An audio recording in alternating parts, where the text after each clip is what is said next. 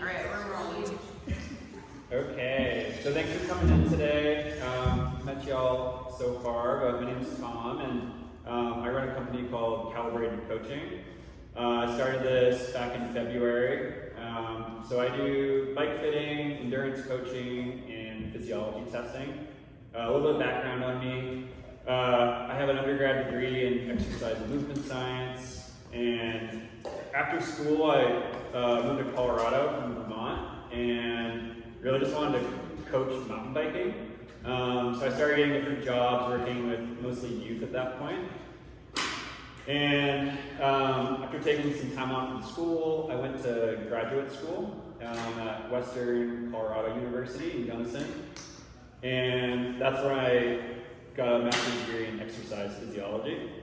So I got into bike fitting partly from my own experience of working with cyclists.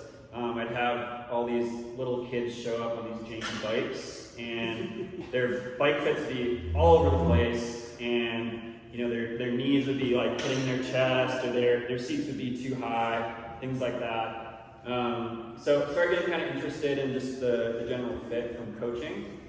And then I started getting into competitive mountain bike racing, and I'm what you call in bike fitting a micro adjuster, meaning I feel very small changes in my fit. I'm very sensitive to those things. Whereas a macro adjuster, you can throw them on any bike, they can go out and win a time trial, no problem. They can kind of just, be on any bike and it's fine. I was finding I was very sensitive to small changes, so I started tinkering on my own fit. And then fast forward into grad school, I started taking some online courses on bike fitting, and then came up to Montana, worked for Lone Peak, and for the last couple of years in bike fitting locally here. So a little bit more about the company. Outside of like the bike fitting, testing, and coaching work, my partner Anna also does some mountain bike coaching. So she does skills clinics and one-on-one coaching, that sort of thing. So you guys can check us out on our website if you want more questions on that. But let's dive into some of the topics we'll cover today.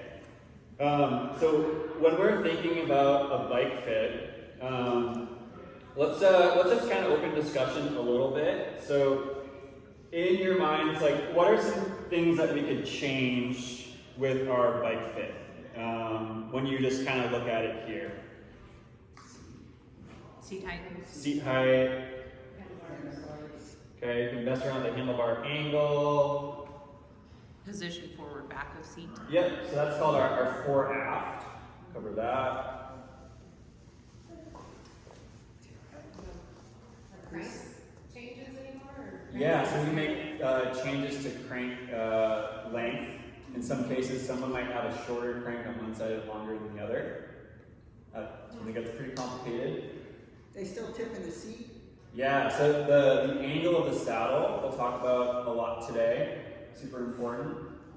And then, so Megan's bike here, it's a flat pedal. It's very common with mountain bikes. We also have clipless pedals that you could ride on a mountain bike or a road bike. I'll probably chat through a lot of that today. And it can apply to like the position of your foot on a flat pedal. But the clipless pedals is very important because you're in a fixed position. So you gotta make sure that clip on the bottom of your shoe is kind of lined up with how your body is functioning. Cool, so that's awesome. So when I think about fit, I can get someone in a really high performance position where they're getting lots of power out of their pedal stroke, but at a certain point, is this comfortable for that person? Can they stay in that position within that posture for long durations of time? Probably not for most people unless you're just a freak and you can kind of like bend your body in all sorts of different ways. So I really like to think about how can we make a fit as comfortable as possible. And for my philosophy, it's a comfortable fit is a high performance fit. because you can generate power there and feel comfortable doing that for long durations of time. So I want to go over a couple components of measurements of the fit. If you get a bike fit, or if you currently feel like your bike is fit perfectly, it's important to kind of write down where things are so that if you're going to get a different bike or if your seat changes, something like that, you can move those measurements to the new bike or keep those. So I'll be kind of referring to some of these things throughout today. We'll talk about 5 of these really quick. So our saddle height, when we're measuring this, I'm going to go from our bottom bracket through our seat tube and measuring to the top of the saddle right there. Okay. We have our reach.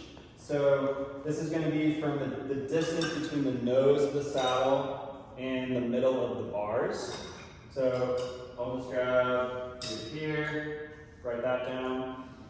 Saddle setback. So the saddle setback is the distance of the nose of the saddle behind the bottom bracket. So as Megan said, we can move the saddle forward and back there. This is super important for knowing how we can engage like muscle groups throughout our pedal stroke. Saddle angle, so you can measure this with a level or just kind of eyeball degrees. And then we have our stack height. So this is the difference in height between our saddle and our bars.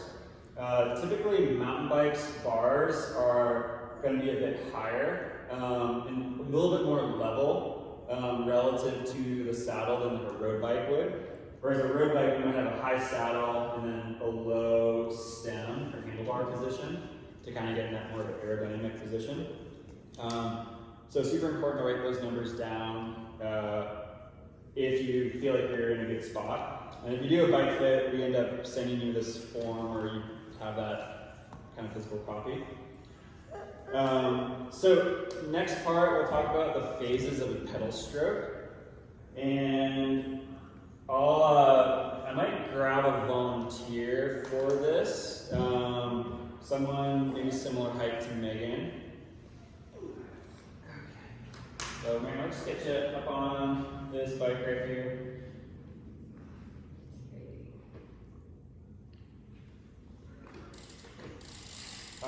Okay, so Mary, I'm going to have you go so that this foot is as high as possible. Cool. We'll just hang right there. So this would be our, like, we're thinking about a clock here. So this is our 12 o'clock position. If we had level pedals, so bring that pedal to here. Good. So that'd be 3 o'clock, and then all the way down, 6 o'clock. Okay, and then we'd have 9 o'clock. So, talking through this, let's have you go to that 12 o'clock position, best you can. Okay, cool. So, right from 1 o'clock to 5 o'clock, or kind of 4 o'clock, we'll call that our power phase.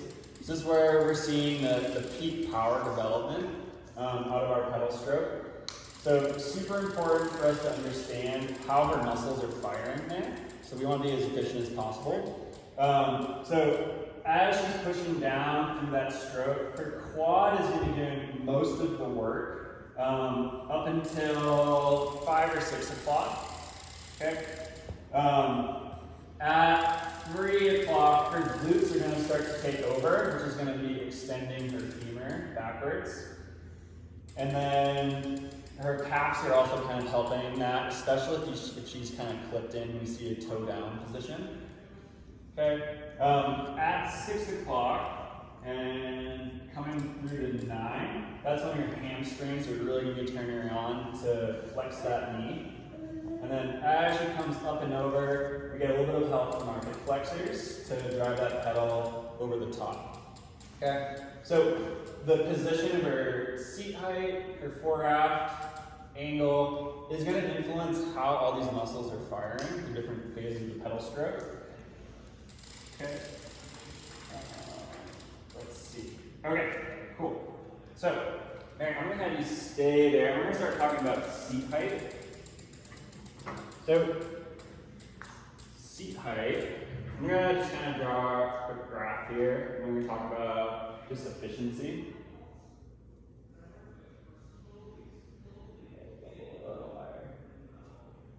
Okay, so we're gonna think about two variables here. So we have seat height, and then we'll have mechanical efficiency. Okay, so what do you think of when we think of over here mechanical efficiency? Yeah, totally. Forcing your pedals going into the wheels. Right, so how much force we're putting down on our pedals. So I think what mechanical efficiency is, for a certain power output, how much energy does it take to achieve that power output? So the higher our efficiency, the lower the energy required. So this is kind of the essential bike fit here. When we think about seat height, the higher we have our seat, the more time our muscles can be active through the pedal stroke as we extend in that power phase. So with higher seat, we're gonna have more mechanical efficiency, okay? But obviously we can have a seat that's too high, right? Okay, so as the seat becomes a little bit too high, we're gonna see this drop off, and then that's gonna continue downward, okay? So when I'm thinking about setting someone's seat height, I wanna get them in this good range right here, okay? In terms of getting the most mechanical efficiency, but not having any issues of it being too high or too low, okay? So let's say that Marin's seat was too low. So I'll have you hit that dropper post, and then just kind of go down just to there, and just try to pedal now. Okay, and it'll start getting a little easier. Okay. So what can we think of as some things that would be problematic with a seat being too low? Any ideas? I'm using the quads very much. Yeah, not using the quads very much. I'm not using them very much either. Okay, so you're feeling like you have to work harder maybe. Okay, those muscles aren't quite engaged. Anything else that would be problematic? I'm comfortable on my knees. Yep. Okay, so the knees. So let's chat about that. So I'll have you go down that pedal stroke, and then bring this all the way around, and then come back up. Okay, cool. So right to there. So if her seat is too low, she's gonna have a ton of knee flexion and a ton of hip flexion. And one of the most common culprits for knee pain is someone's seat being too low. Okay? Because she's essentially trying to drive this squat, and it's a concentric action here. So she is basically just trying to drive force, but there's so much flexion here that she's putting a lot of stress into that joint line. Okay? So let's say you put that seat up now. So we'll say over here, we have knee pain. Okay? And then let's have that go all the way up. So this is probably a little bit high for you. So let's have you start pedaling again.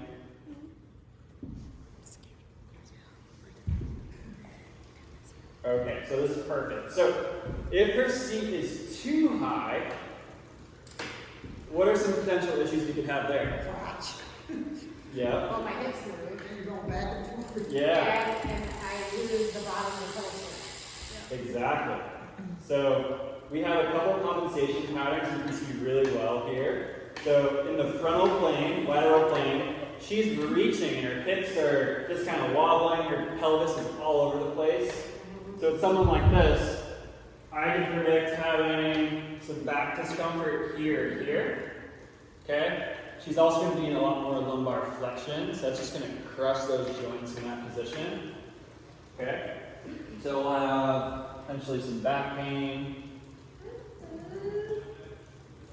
okay? And then when I'm setting seat height, remember we want to have it as high as possible without being too high. You can make this super complicated. When I do a fit, I'll look at some joint angles, taking some video. But the easiest way to do this is if I'm watching her pedal, seat pedal in here. Okay. And I see an acceleration in the extension at the bottom.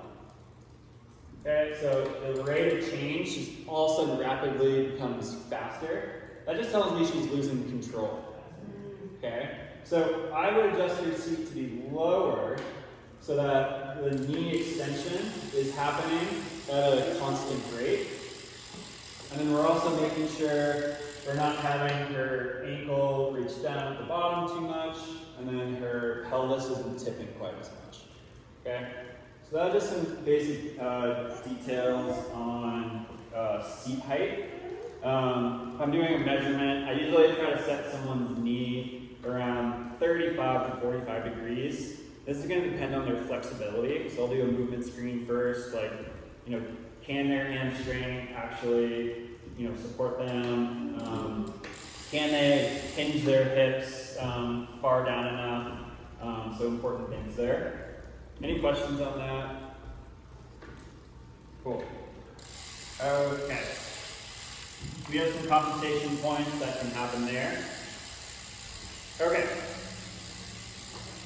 So, the next component. So, a lot of these will look from the side view. So, Marion, I'll have you go to that 3 o'clock position with the right foot forward now. Do you want me to lower the seat a little? Go to like what feels comfortable for you.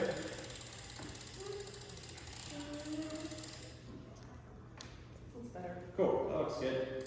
Continue at that level pedals position. 3? Yep, perfect. Okay, so what we can do.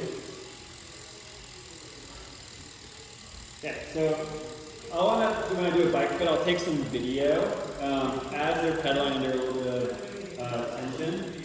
And we'll set up this leveling laser to the pedal spindle. And we'll take some video in slow motion. We'll watch a couple things from this position. So really important is when she's in this power phase, so she's peaking her power here, I want to understand where is her knee relative to the pedal spindle.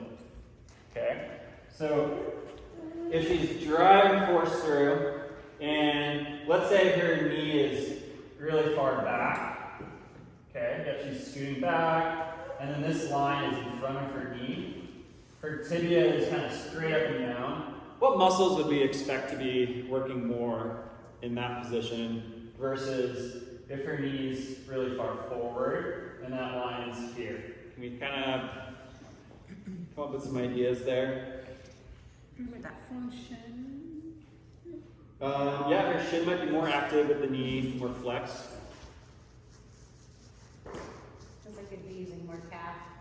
More calf. Power's back behind it. Yeah. That would be quad if I was more forward. Exactly. So the further forward she is, the more quad she's going to be using. Again, you can just adjust your foot here, so we'll have you come back like an inch or two. Okay.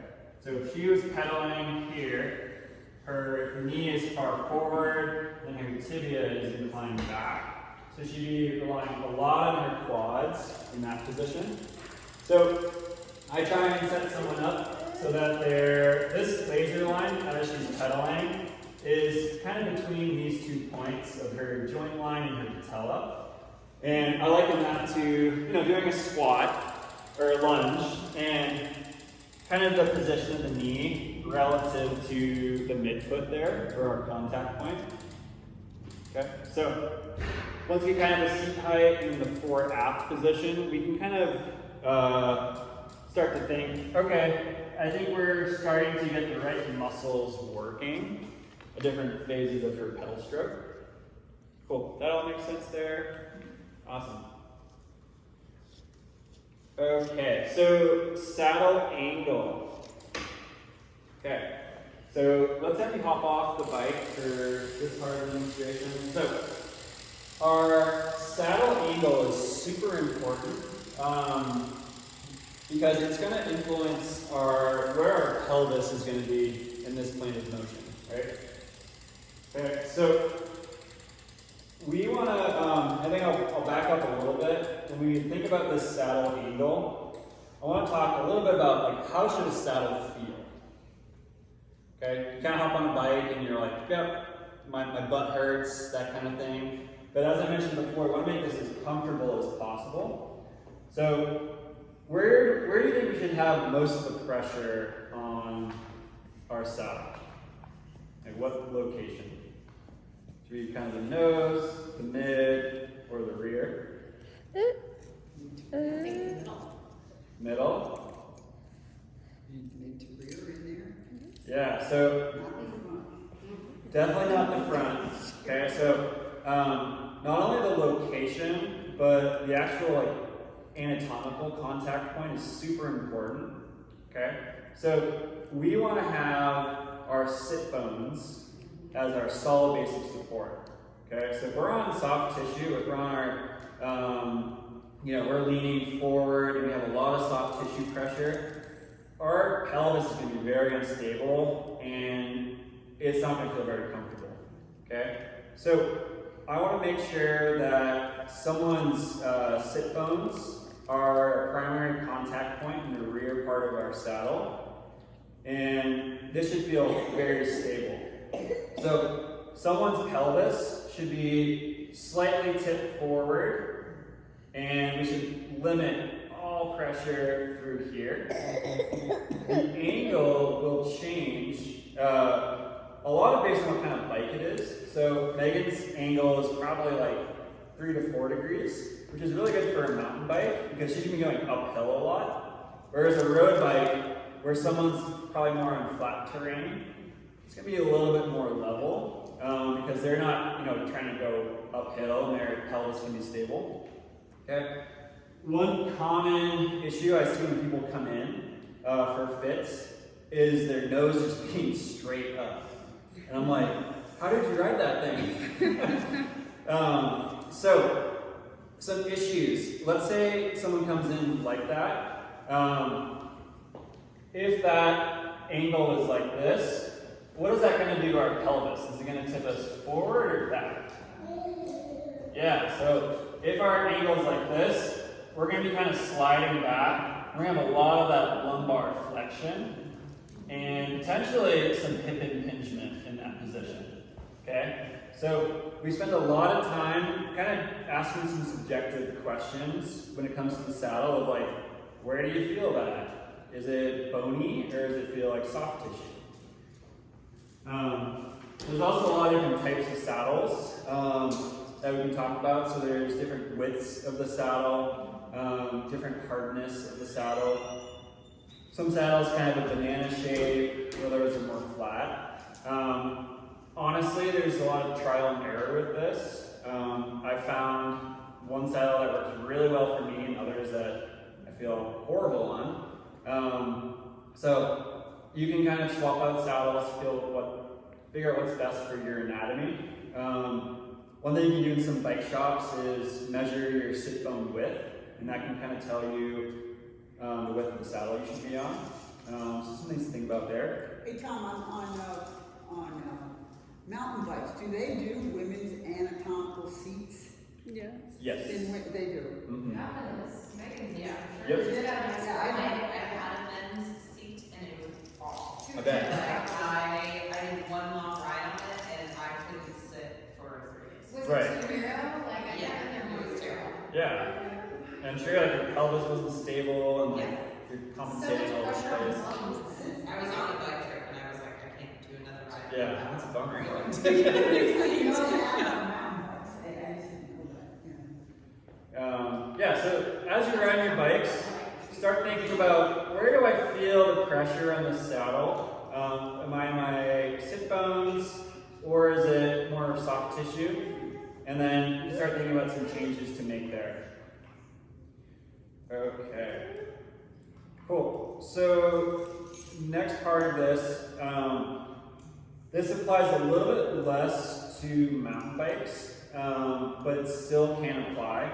So one common complaint people will come in and say is like, my hands are numb, I'm having neck pain, any like upper extremity components to the fit is super important.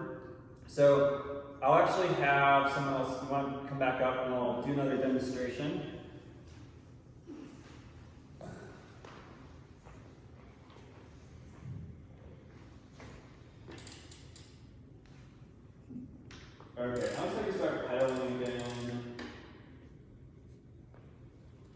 Okay, so one question I asked when I do a fit is, can you kind of quantify the percent of pressure between your two static points? Meaning, how much pressure is between your saddle and your handlebars right now?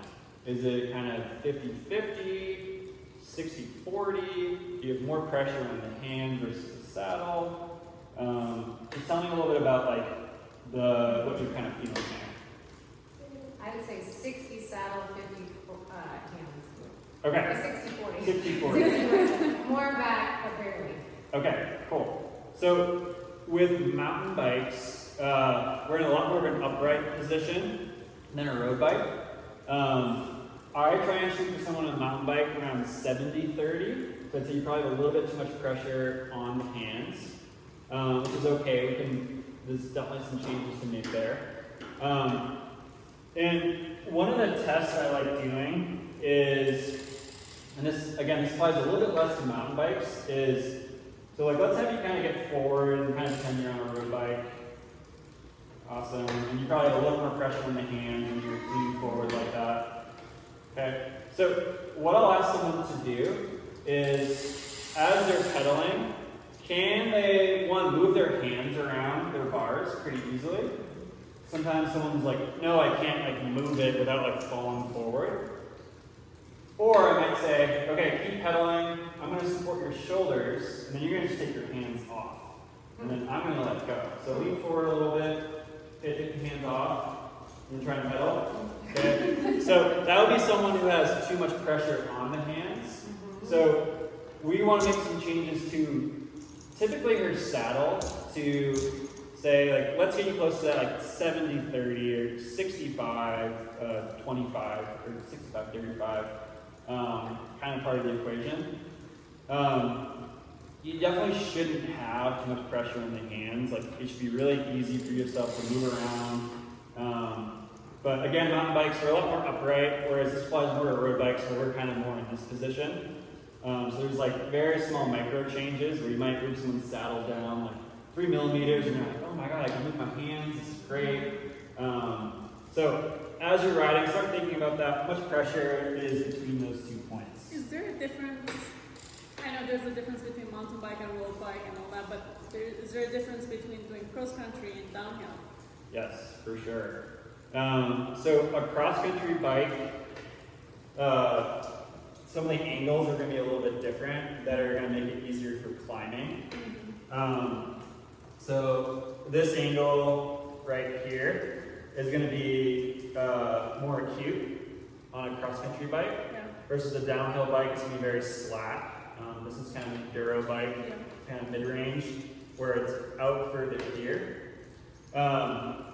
Cross-country bikes typically also have a seat tube angle that's a little bit more steep, or sorry, a little bit more slack as well, versus a downhill bike, they're making them more upright. So cross-country bikes are just kind of set up for more of a climbing position. Yeah. The overall fit on like a very aggressive like cross-country fit looks a little bit more like a road bike. You have someone that's a little bit more horizontal with their spine, because they're kind of climbing like this all day. Whereas like on your enduro downhill bike, they're just kind of upright and they're kind of optimizing just for that downhill component. So they're not trying to like race uphill too much. So there's just some slight changes in geometry that will check the overall fit. Like with this, the fitting too, if somebody like, I'm doing both, like how I'm gonna find that happy medium.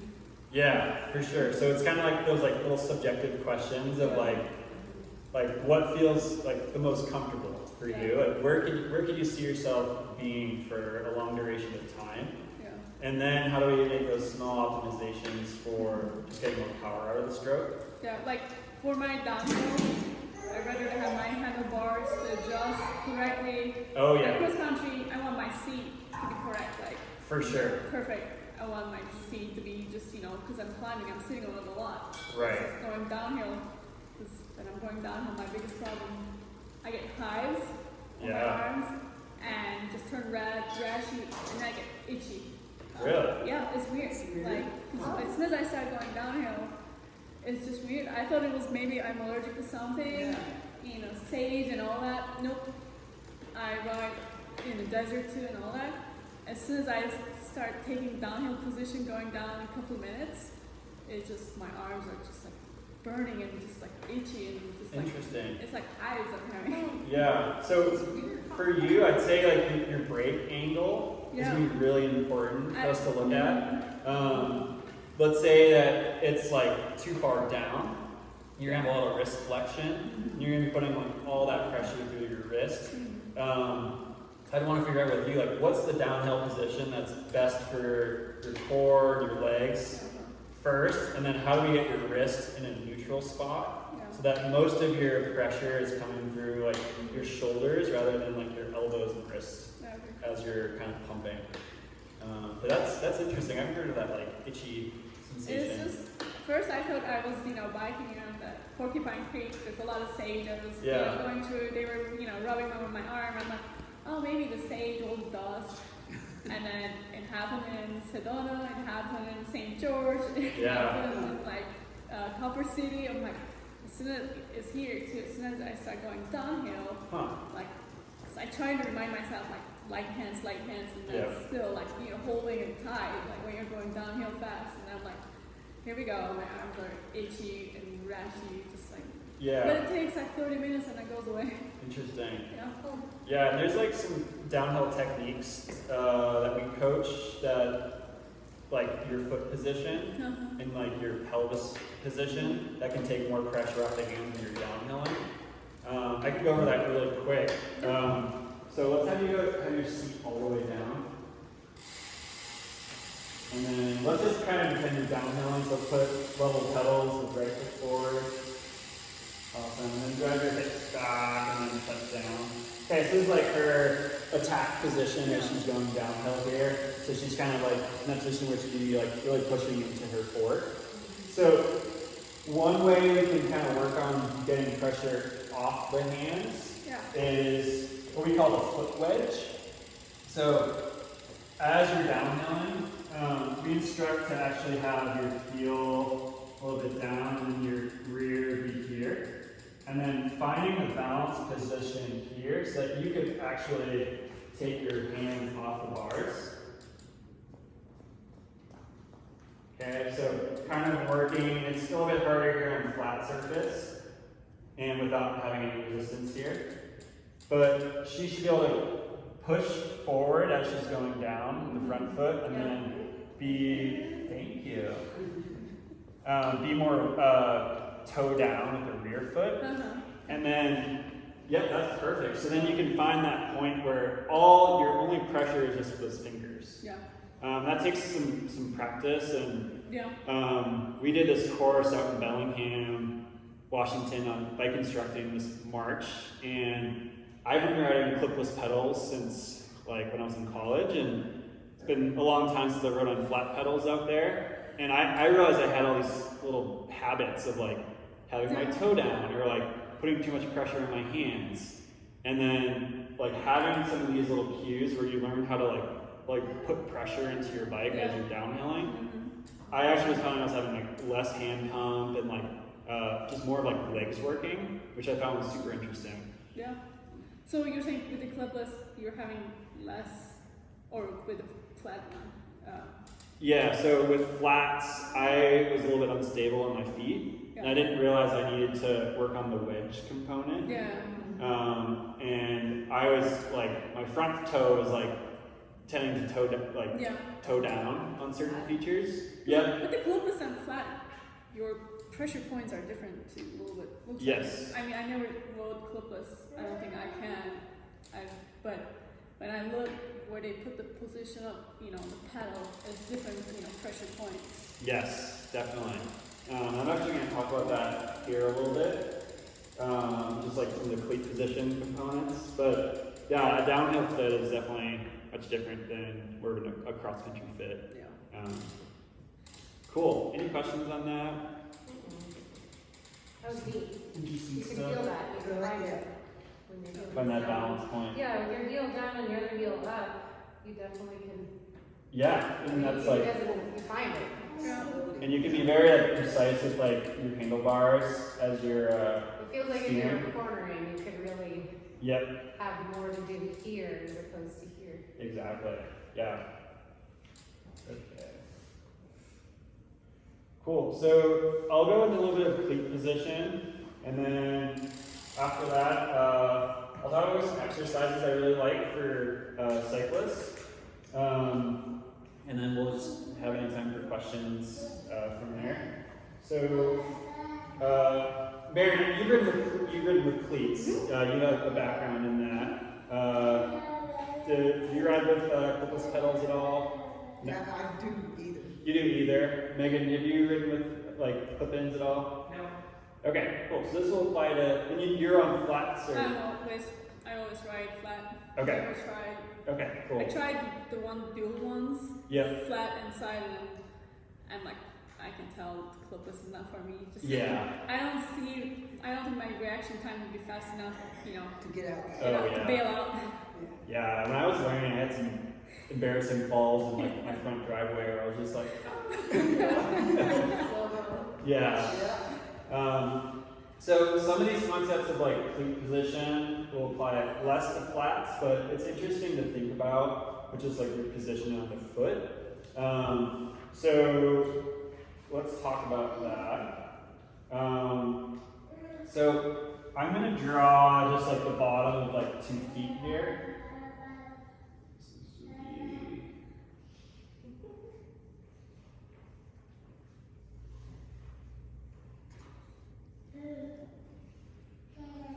Okay, and this is going to be opposites because this is the bottom of our feet.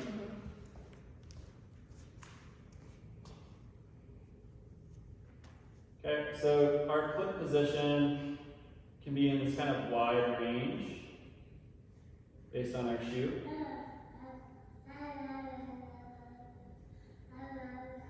Okay. So really important to think about with foot position. When our foot is on a pedal, our foot's a lever, right? Okay, but it's not a very effective lever because our ankle is behind that position. So let's say I was setting someone up and they came to me and their foot was, so this is our lever point here, right? So the longer this lever is, my contact point, the more I'm going to have to rely on the lower leg muscles, my ankles, which we don't really want. Like, there's some scenarios we do want that, but what are the biggest muscles in our legs? Hands and quads. Yep, so we've got our quads, hands, glutes. So the further forward I get, the less we're going to rely on this because this lever is shortened. So we have to rely less on motion here. If I have someone all the way forward, they're going to be kind of sloppy all over the place trying to stabilize. So super important there is just finding that good point where someone's on this balance between their metatarsal heads of their foot. So what we do with fitting, I will mark out the inside of the foot and then outside. This will be our first metatarsal heads, the knuckle behind our big toe, and then our fifth behind our little toe. Okay, and this our foot's kind of offset, and people have different, foot anatomy here. But we want to set our cleat somewhere between these two positions. Okay. I tend to put someone's cleat a little bit closer to their fifth metatarsal head. Okay, we find that that's a good bony contact point for someone. Okay, and let's see. Okay, so then we can also do different changes to our cleat. We can go medial lateral. We can rotate. We can also wedge someone's foot in different ways. So the rotation component, if I had someone's clip toed in, okay, versus out, okay? So it's all opposite, so if it's toed in, if the cleat is in, this allows someone's foot to be out, So if we have someone that kind of walks around like this, kind of a cowboy, and they're naturally there, I'd want to put their cleat a little bit in. Versus if we have someone that is more like this, and they naturally drive force well with a toe in position, we're gonna angle that cleat just out a little bit. Okay. When we're kind of assessing this, we're looking for someone's degrees of float. So when someone puts in, their foot should be able to move a little bit. We want to find what the natural middle of that float is. Different cleats have different degrees of float. But you don't want to be like stuck on one side of the float, or else your knee is going to get a lot of torque in the rotational plane. Okay. Wedging, if someone, and this might be someone's orthotic too, if I'm seeing someone drive down and they're like excessively pronating or supinating through that pedal stroke, we want to have their foot be relatively neutral or in the middle, so that they're not like losing all this power and having like their knee come in as well as they're driving pressure. Cool. So we can also go medial lateral. So let's say I'm watching someone from the front here, and their foot is out here on their pedal, but their knee likes to be in here. I can position their cleat lateral so that it brings their foot, and we want to stack our ankle, knee, and hip for them so that everything's on top of each other. Okay? It's very like small changes there can make a big difference. But you just want to be able to feel really comfortable in how you're developing your power, and the cleat is super important that you get dialed in, especially if you're tight or unstable and someone's rotated the hip or knee in different ways. Cool. Any questions on that? Awesome. Okay, so I want to just wrap up with reviewing some exercises I like giving out to cyclists. Megan, you have a ton of bikers in here working out. Let's open up discussion a little bit. Like, what do you like to give out to cyclists in terms of exercises? Big on the spot. I'm gonna grab a bench as you're. Lunges, variations of lunges, a bunch of core work, Cool. and some pressing, generally. Awesome. Yeah, those are all really good. So I'll go through some of the stability, strength, and then mobility exercises I like. I'll list them off and I'll demonstrate some other ones. So stability exercises, I really like step ups, and I like to make sure when we do a step up that we can either kind of work someone into more of a quad position or more of a glute position relative to where their knee is relative to their foot. So you can get someone into a position, and y'all can try this too if you have a step, where we're not kicking off the back foot, like trying to like drive this up, and we're replicating the top of the pedal stroke here. So we want to get someone where they can get all the weight on this front foot, and then can they go all the way up? That tells me someone has good stability throughout their whole pedal stroke. If someone's a little bit more quad dominant, you want to have more glute focus, you can have them step up and then just have their knee further back in that position. And you're going to rely more on their posterior chain for that. I really like some eccentric hamstring exercises. So let's say I had, this is going to slide on the ground. Might work. These are brutal, but I'll get someone into a bridge position, and we'll work on just extending the leg.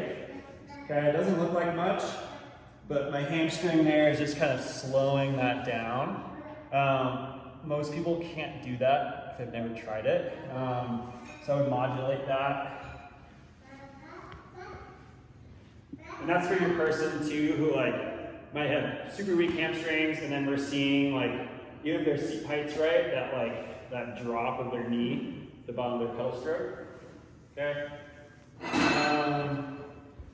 Okay, especially for anyone who's mountain biking, who's standing up out of their saddle, I like to make sure someone can do exercises where they can kind of like stabilize their pelvis in this lateral plane. So you can start with just body weight, kind of working on some taps here. You can get those weighted, making sure that their pelvis isn't like dropping down, and they control their knee with their muscles there.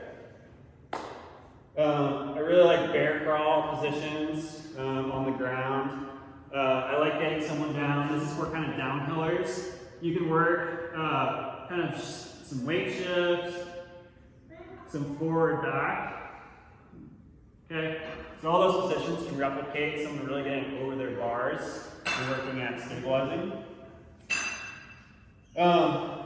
Moving into strength, I usually recommend people optimize unilateral strength for bilateral strength and power. So an example of that, I might have someone be able to demonstrate or work like a barbell front or back squat with one leg, because it's replicating cycling, versus going right into a back squat. Any hip hinge exercises are really good for cyclists, so deadlifts, RDLs, all that. Have people do a lot of rowing exercises too. As we're working on pedaling, our upper body is also kind of helping out stabilizing. So I like getting people into some split stand, kind of row positions, pull-ups, overhead press, all that's great for downhilling. And then mobility and flexibility. So cycling is like not a great motion to be in like all the time. You're just kind of here all day. So my biggest recommendation is do the opposite. So if you're biking a lot, try and get into those extension positions. Try and work on some thoracic extension, some hip extension. And these are good just to kind of like counterbalance this like repetitive motion that we're in for several hours. Especially with the neck too, I see a lot of people who have neck tightness, so working into some cervical flexion type exercises can be really good for just kind of like balancing you out. And then last one, I love this one, we'll do like an overhead squat position. I'm just working on kind of making sure someone can get good thoracic extension. So you can have them hold like a dowel or PVC pipe, and you can actually get in this position. Sometimes I'll use that in the mobility screen with my cyclists too. Cool, that's all I have for exercises. Does anyone have any questions before we wrap it up? Question on step up versus step down. Yeah. You mentioned the step up. A lot of times to get people more in their glutes, I'll focus on the step down. Like, can you show me your step So down? either just making them really slow down, Yep. the down portion, or starting from the top. This is way higher than I would make them go. Yeah. Going into a step For down. sure. Yeah, so all those things are awesome. I think they just have different focuses. For that stability component, my philosophy is like if someone can't do like a really slow eccentric, like single leg lunge, I'm not gonna like say like go put a ton of weight on you, and like you should really work on that stability to have that range before really doing anything else. And then if I'm trying to work on more of that like frontal, like lateral plane, I'll have them like reach to the side, and we can work on some hip angles. The step up for me is really just making sure someone can engage the top of their pedal stroke. I did a fit on someone yesterday who was having knee pain, and she just like, once I got her into like this kind of position, she just lit up. She's like, I can't even stand here. So some of fitting is just making sure someone's muscles can actually work rather than making changes to their bike. So yeah, great question. Cool. Awesome. Well, thanks for coming in. Appreciate everyone's attention. If So you Tom, have how do you coach, how often do you coach folks to get out of the saddle? for mountain biking, as much as possible. On terrain that is either short and punchy Yeah. or technical, I think a fundamental of mountain biking is making sure someone can actually pedal out of the saddle position. So for me, like working on where someone's hips, so their center of mass is relative to their bottom bracket, where their pedals are, is super important. I'm coaching this XC mountain biker right now, and he's like always riding like way too far forward, and he's just like spinning out his back tire. So with him, I like you need to get your hips back. We need to get stable, pedaling up like out of the saddle. If you're just on like a steady road climb and it's like pretty mellow, totally fine in the saddle. But I don't think enough people realize how much power you can get for short periods of time, especially like when you get out of the saddle. Okay, good, I wanted to hear that. Switchbacks, you know, like if you're going up on a switchback, is that a good time? I mean, it's kind of odd because you're also turning. It's a harder one. On switchbacks, I usually stay in the saddle, but I'll shift my hips a little bit and to counterbalance and just kind of work on a little bit of a lean. But if you need like a little bit of extra of a pedal stroke, it's a good time to do like call it a crouched climb. So it's the middle between seated and totally standing, where someone is basically pedaling and their butt is like an inch or two off the saddle. And that is like a really good position to get used to, where if you need to, you can just tap your butt down and you're not all the way up pedaling. You can kind of just like play with just that position and find that happy medium of like where you're developing the most power. That's a really good question. That was good. Very good, really good. Awesome. Well, thank you so much.